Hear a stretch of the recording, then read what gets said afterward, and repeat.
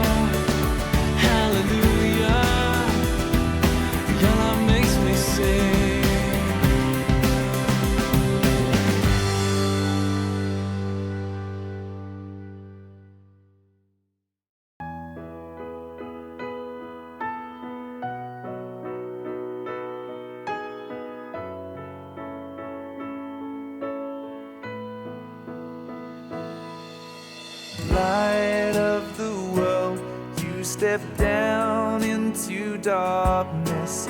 Open my eyes, let me see beauty that made this heart adore you. Hope of a life spent with you.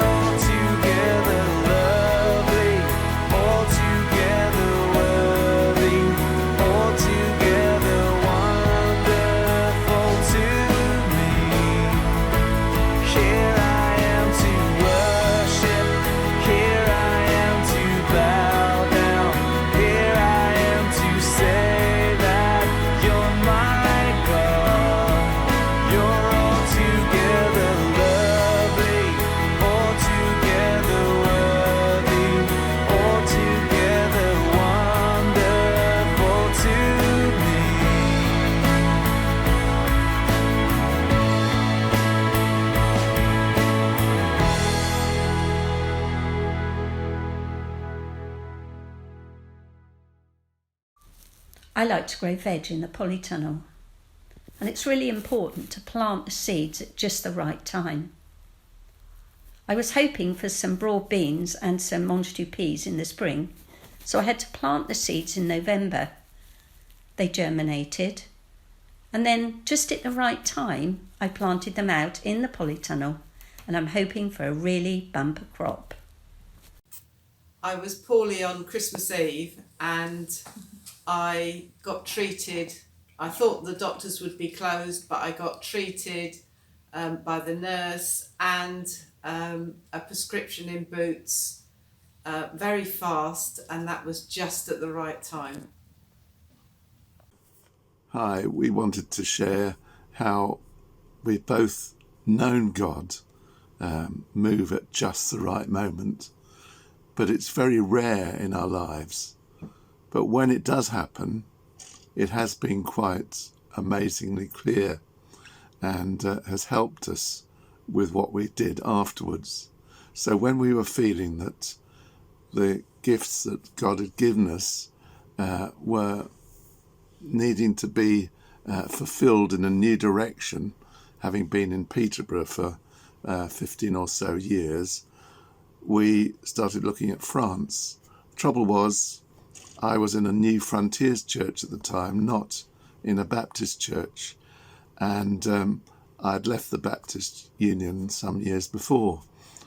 But we knew that if we went to France, we'd want to go with the Baptist Missionary Society.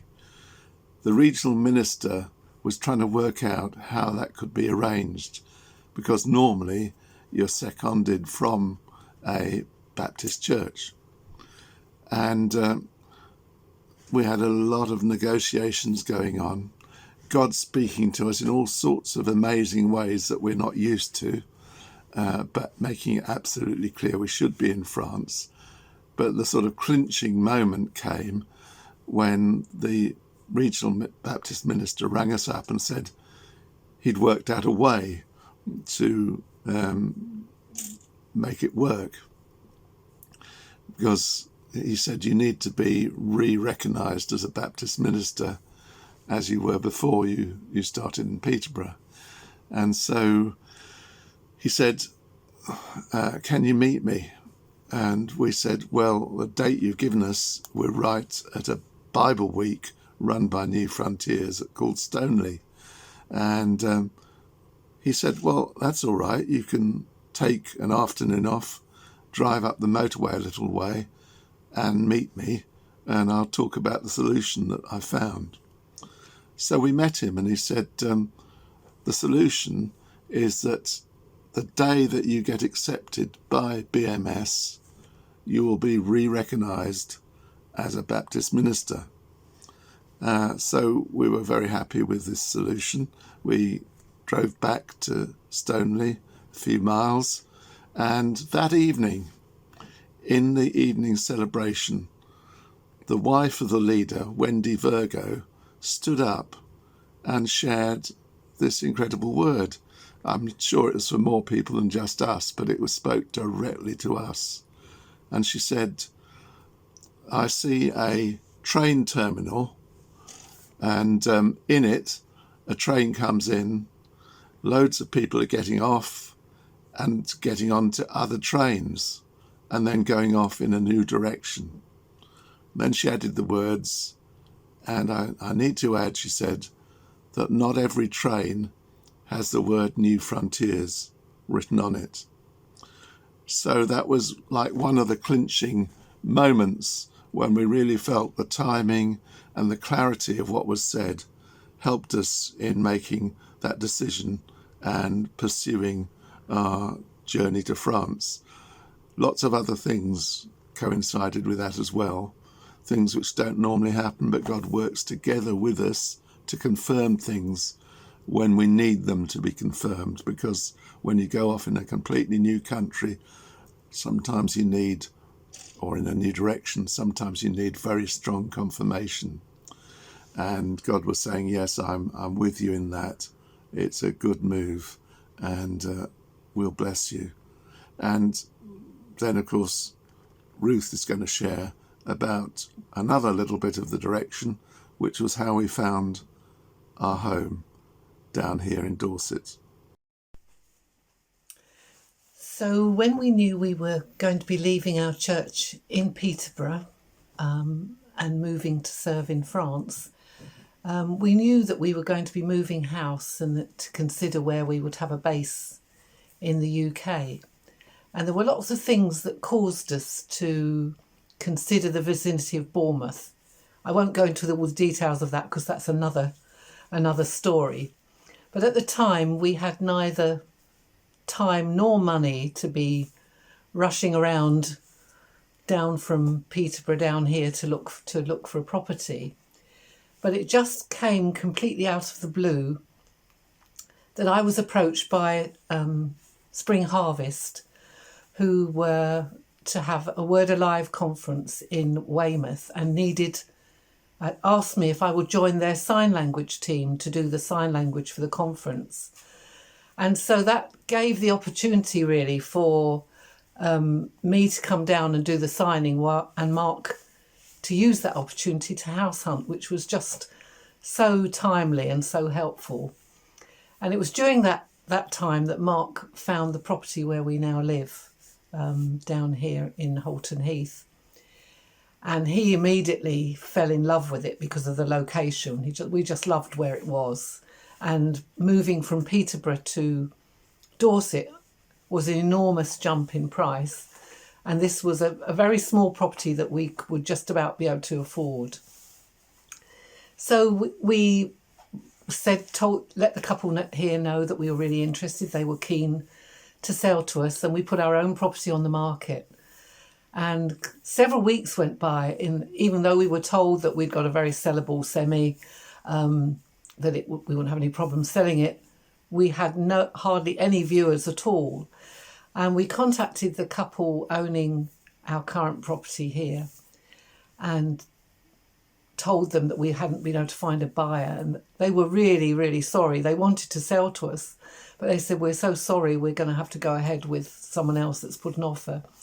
And we said, "Oh, of course we understand that, you carry on."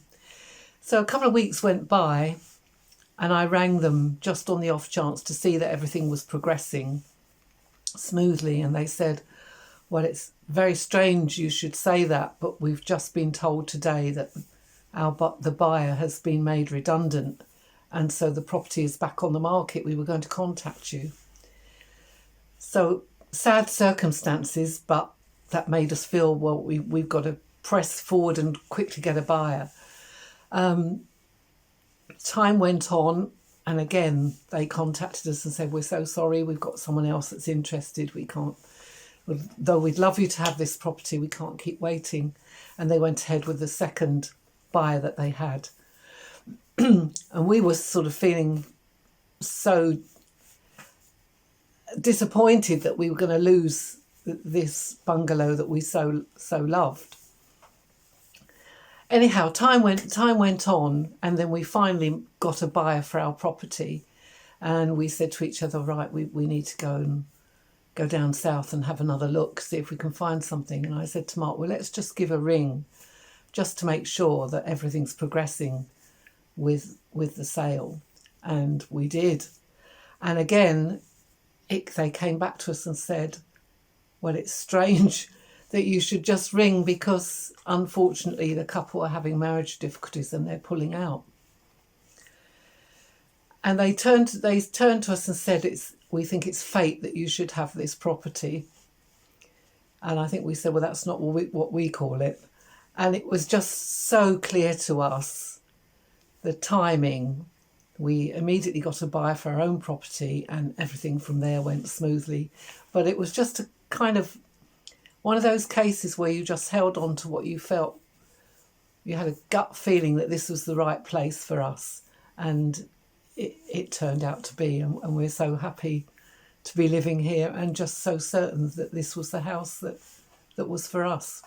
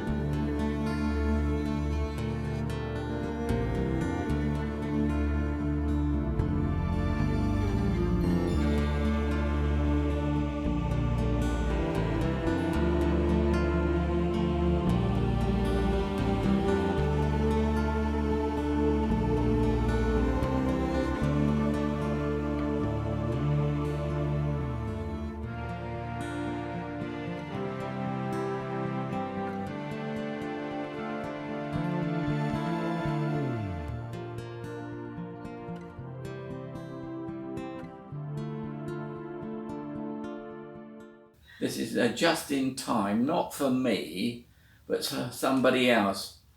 As you know that I go out sailing a lot, or used to anyway.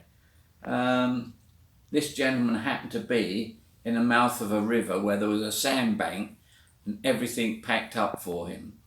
But I was there for him just in time to tow him back to harbour. Several times while I have been travelling on my own, I have visited the sites listed on my bucket list in whatever place I happen to be at that time. I get absorbed in my surroundings. However, once my sightseeing is finished, I suddenly realise that I am on my own and I feel lonely. I commit this loneliness to the Lord. On several occasions, not long afterwards, someone would approach me and we would chat and end up taking refreshments together. One time it was somebody I knew from home. God came to me in my time of need at just the right time. Hi guys, this is John. Hopefully you'll just have been watching or are watching a short video of the views that surround our house where we live over in Church Knoll. Most of you will know we've been here about 11 years, but certainly just prior to that we had suffered some quite tragic circumstances in terms of losing some very close friends of ours that we had known for a good number of years, coupled with the ultimate demise of the church that we'd have been involved in for 32 years. And I know that both of those circumstances sort of blew my life apart a little bit, and one thing I was in desperate need of was a sense of space. And quite unbelievably, as we looked to make changes in our life, this property came up on the market, and we were very fortunate to be able to purchase it, and found that huge sense of space, and the healing that came with that was certainly just at the right time. Because we believe that God always answers our prayers, then we believe that he does it at just the right time, which isn't always our timing. I wish I had a really up-to-date story to tell you, but the story that always comes to mine and Andre's mind is a story that goes back to our first year at St Bride's Hotel, when we'd only been open a few months, when on a Friday night about midnight we heard a loud bang outside. We had an old rusty transit van at the time, which we parked out on the road. On our forecourt, it didn't create a good image. Andre rushed outside to find a car buried into the front of our van. We think the driver had had a few too many cans of lager when he was fishing on the beach that evening. Andre came into the house to get a pen and paper to take his details, only to hear the car reversing out of our van and see it speeding away. The next day, Andre did the hotel shopping on Lisa's bike. We were devastated and had no idea how we were going to cope, with no vehicle and no money to buy a new one, or indeed any time to go and look for one. At church on Sunday evening, we desperately prayed about our situation. On Monday morning, I was serving breakfast to a family who were staying with us. They were having a short break before returning to Switzerland at the end of a 2-year contract for IBM working in Portsmouth. They were leaving us the next day, and I asked Mr. Batigue when they were flying home. He said they were going on Thursday because he had a few things to sort out and he needed to part with his car. Well, my heart literally jumped into my mouth as I rushed back to the kitchen to find Andre and check which was his car on the forecourt.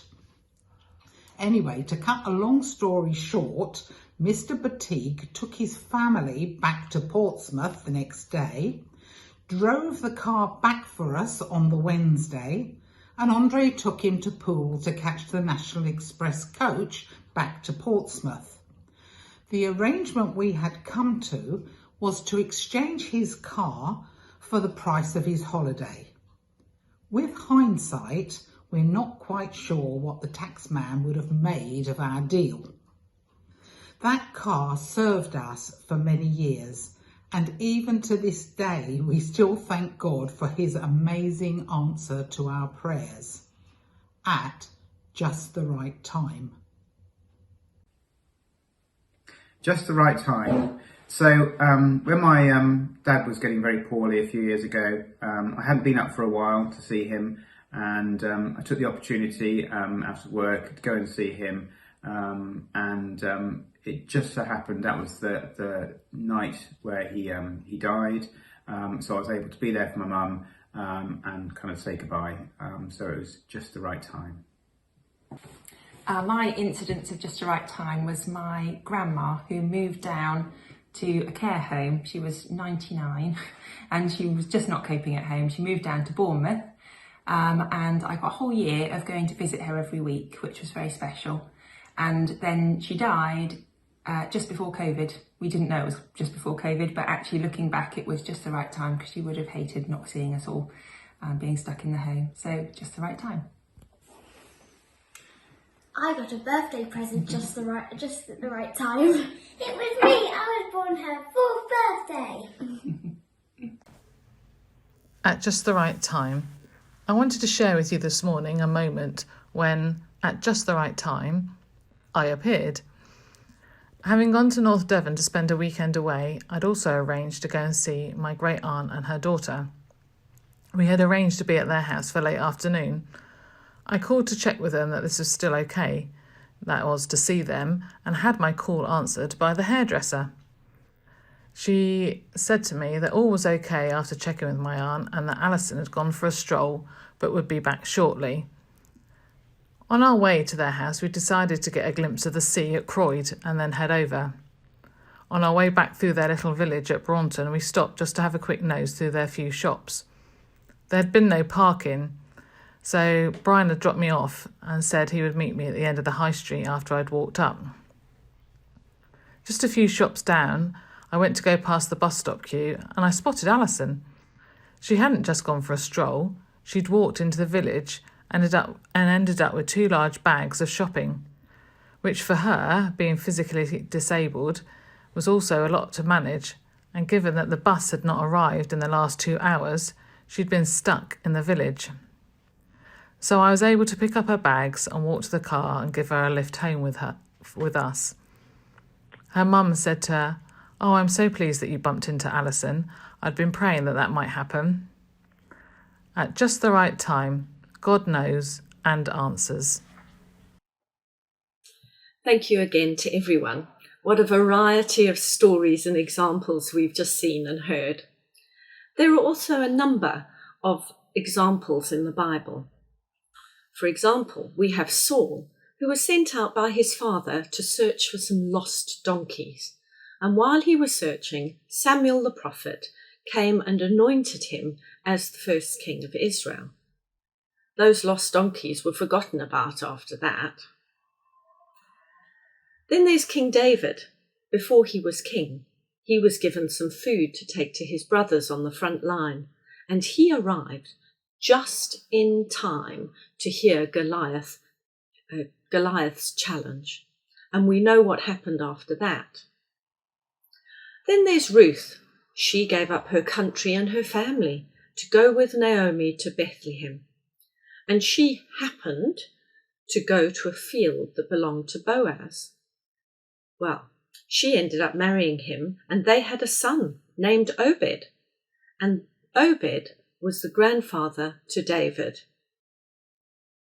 And we know that Jesus was born from David's line. We also have Queen Esther, who found herself in the palace for such a time as this. There's also the Samaritan woman who was at the well when Jesus and his disciples arrived. And she became the first evangelist. So Again, lots of examples of just the right time. And I could go on and on with stories, but I want to show you some examples of verses using the words at just the right time or something similar. So I've got 10 verses, and we look in Habakkuk and we see, for the vision is yet for an appointed time.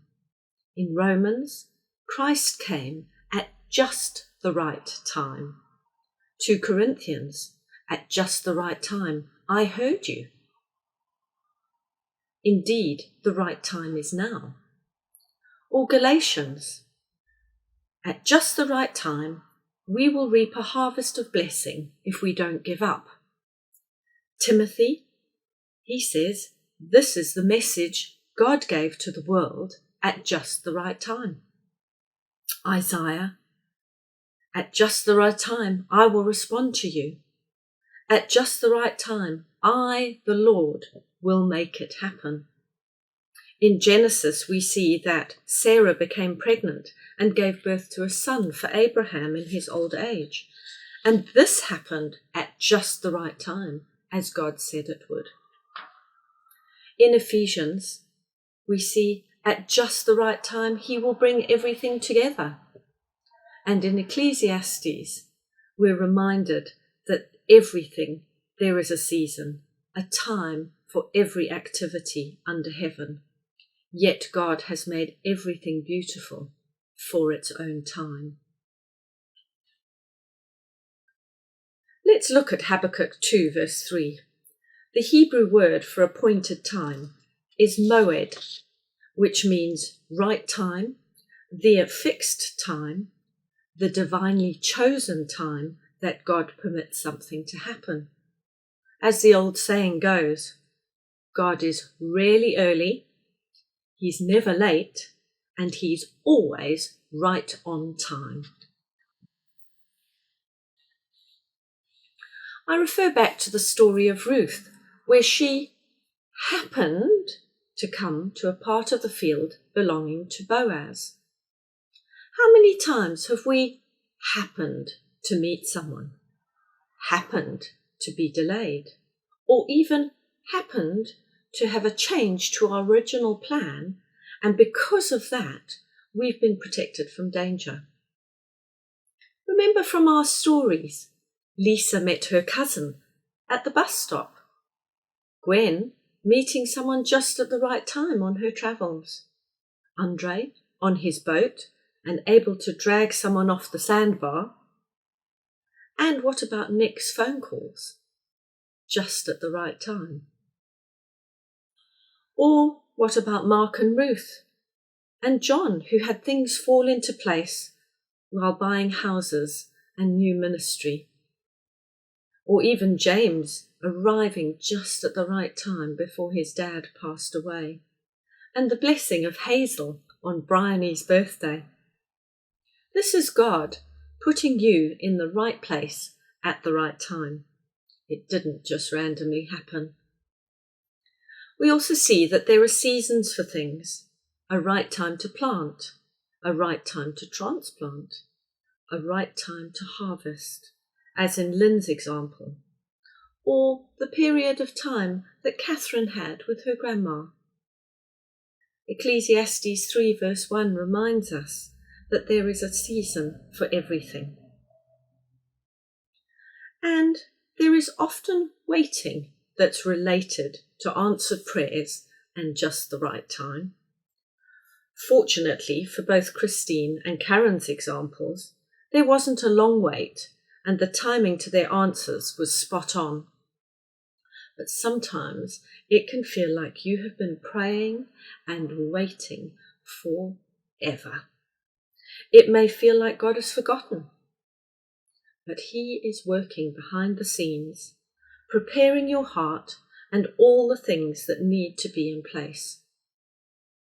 I'm reminded of when Daniel prayed, and it took the angel Michael 3 weeks to turn up with his answer, because the angel Michael was busy fighting the prince of the air. There were obstacles that had to be dealt with and removed. And so as in Galatians 6 verse 9. Let us not grow tired of doing what is good.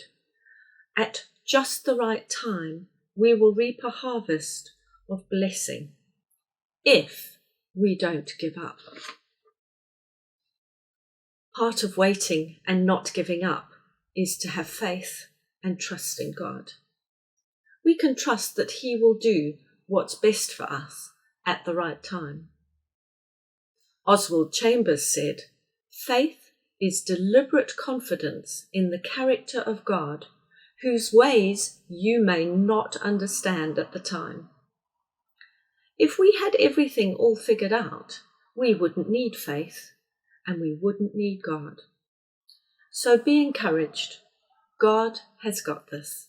He's got you. Time is in His hands. He's got all the answers, and He knows what's best for us. Don't leave anything to chance, but trust in His promise that He is there for you at just the right time. And now, may God bless you and protect you. May the Lord smile on you and be gracious to you. May the Lord show you His favour and give you His peace. Amen.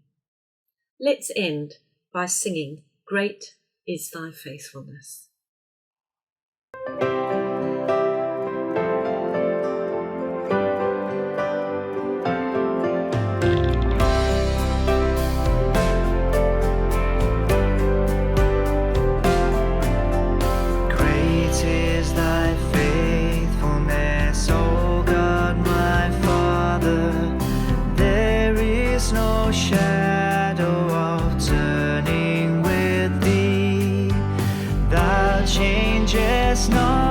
Thy compassions, they fail not. As thou hast been, thou forever wilt be. Great is thy faithfulness, great is thy faithfulness. Morning by morning, new mercies I see.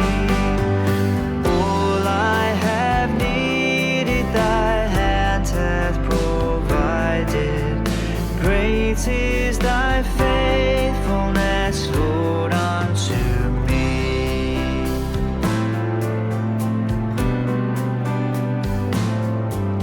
Summer and winter and springtime and harvest, sun, moon, and stars in their courses above, join with all nature in manifold witness to thy great faithfulness, mercy, and love. Great is thy faithfulness, great is thy faithfulness. Morning by morning, new mercies I see. All I have needed, thy hand hath provided. Great is thy faithfulness, Lord, unto me.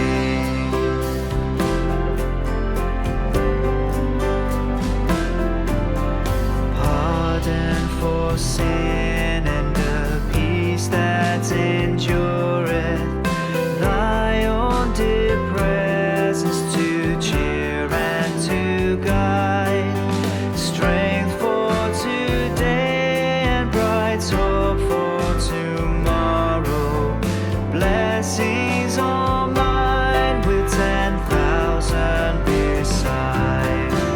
Great is thy faithfulness, great is thy faithfulness.